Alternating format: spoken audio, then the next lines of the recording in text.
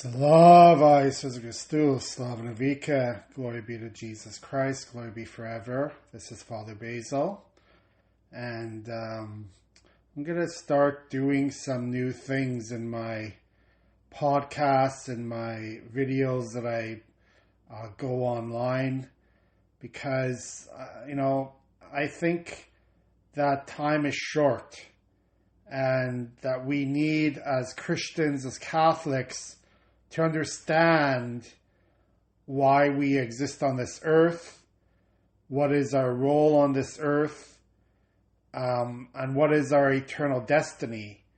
And we focus on some things in this world that are just not important anymore, like are just not necessary to focus on. Of course, we have to focus on money to make a living, to buy the things we need, but in the end, all those things are not going to be as important as our eternal soul, as our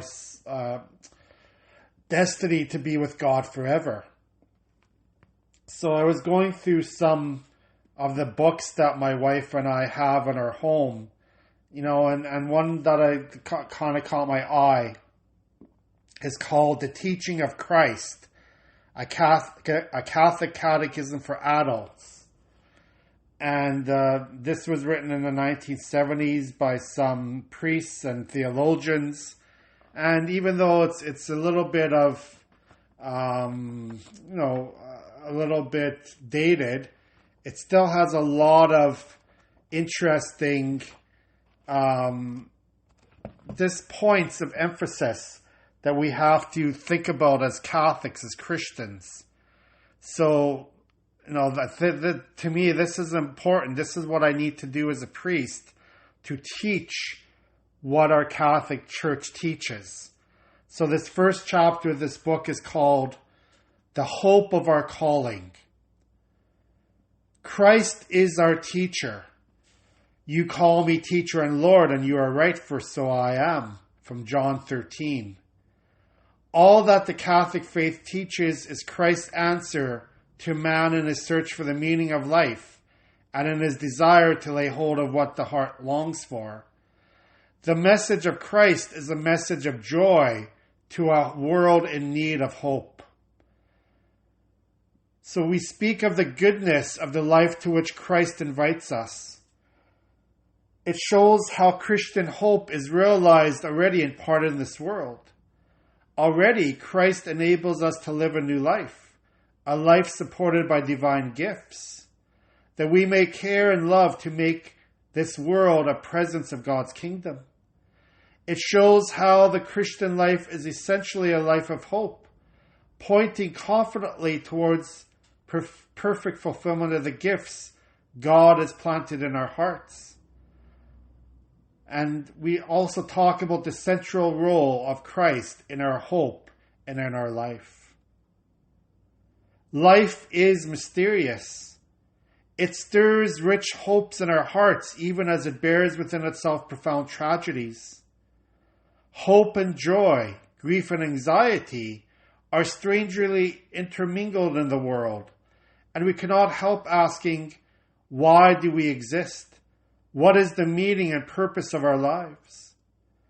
The hope and joy in life are very real. Though the world is wounded by sin, it remains the world God has made and found for very good. The beautiful things he has made still mirror God in countless ways and delight the human heart.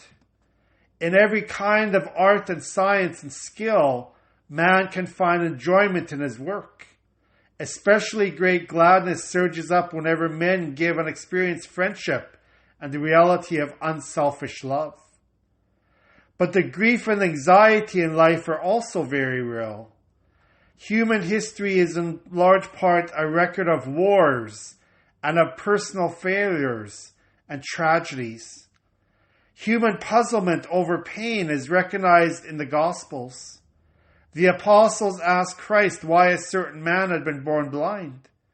They were moved by the calamities that strike us so often. So when the Tower of Siloam fell and brought as when the tower of Siloam fell and brought death to 18 people. What is this life that promises so much yet so frequently disappoints us? Already in childhood, we learned that those who know and love are taken by death. We first saw sickness and became aware of pain. Others may have tried to explain to us why these things were so, but we were not really satisfied. For they knew, and we perhaps sensed their awareness, that their answers were not adequate. But the questions posed are far too important to remain completely unanswered. Why are we, and why do we live in a world like this? The answer to man's persistent queries is Christ himself. In all that he was and did, Christ was providing the answer to man's deepest questions.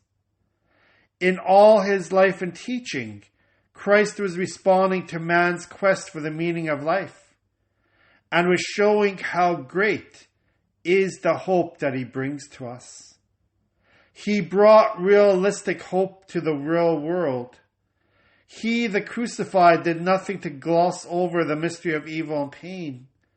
Because he understood and cared, he wept in the presence of human sorrow, but he knew and taught that suffering is not unrelieved and meaningless evil.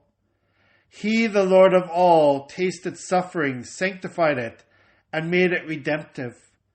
In his light, men can learn that God does not love pain. In his life, they can see him make suffering itself a tool of redemption.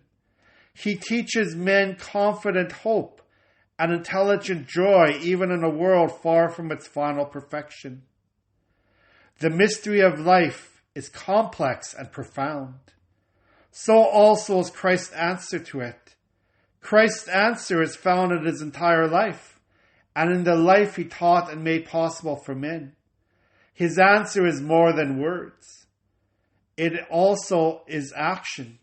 And he invites us to act with him in the gift of the Spirit. He came to give us a new life, which makes everything different. He says in John 10, I came that they may have life and have it abundantly.